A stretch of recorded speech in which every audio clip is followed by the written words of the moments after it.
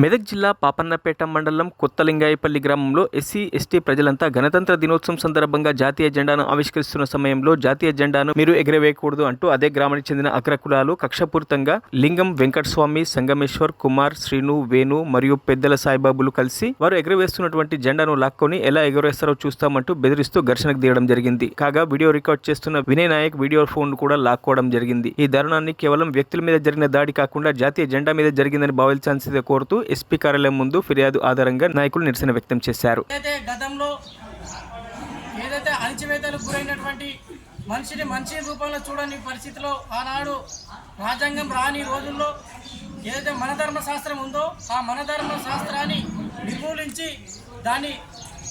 దాన్ని రూపమాపి అవతరించిందో ఏదైతే రాజ్యాంగము ఈరోజు అమలైనటువంటి రోజు అని చెప్పి చెప్పక ప్రజలు గుర్తించాల్సిన అవసరం ఉంది. కాబట్టి మనధర్మ శాస్త్రం కారణంగా దేశ ప్రజల్లో ఉన్నటువంటి అందరూ కూడా సమాజ హక్కులో ఉన్నటువంటి ప్రతి వ్యక్తిగత హక్కులు కోల్పోయి ఒక మనిషిని మనిషి లెక్క చూడని ప్రవర్తన నియమాలు ఆనాడు మనధర్మ శాస్త్రం ఉండేది. కాబట్టి అంబేద్కర్ దేశ ప్రజలు గుర్తించి దేశంలో ఎన్నో సేవలు చేస్తూ రాజ్యాంగాన్ని కూడా ఆయన వ్యక్తిగతంగా ఇతర కమిటీ సభ్యులను తీసుకొని రాజ్యాంగం రాసి ఈరోజు రాజ్యాంగం పూర్తిస్థాయిలో అమలు వచ్చిన రోజు, మనధర్మ శాస్త్రం పోయి రాజ్యాంగం అవతరించినటువంటి రోజు ఇలా భారతీయులు అందరూ కూడా గుర్తించిన అవసరం. కాబట్టి ఈ భారతదేశంలో కేవలం సంపన్న కులాలు అగ్రకులాలకే ప్రాధాన్యం ఇవ్వకుండా రాజ్యాంగం పూర్తి స్థాయిలో అమలు చేయాలి.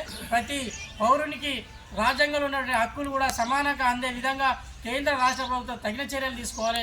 కట్టడుగు వర్గాలు ఏదైతే ప్రజలు ఉన్నారో వారికి పూర్తి స్థాయిలో రాజ్యాంగంలో ప్రతి అంశం కూడా మెరుగైన దానికోసం ఉపాధి కల్పన కోసం పెట్టేందుకు కూడా రాజ్యాంగం పూర్తి స్థాయిలో పేదల పక్షాలు అమలు చేయాలని చెప్పి డిమాండ్ చేస్తున్నాం. మరిన్ని అప్డేట్స్ కోసం మా ఛానల్ని సబ్స్క్రైబ్ చేయండి.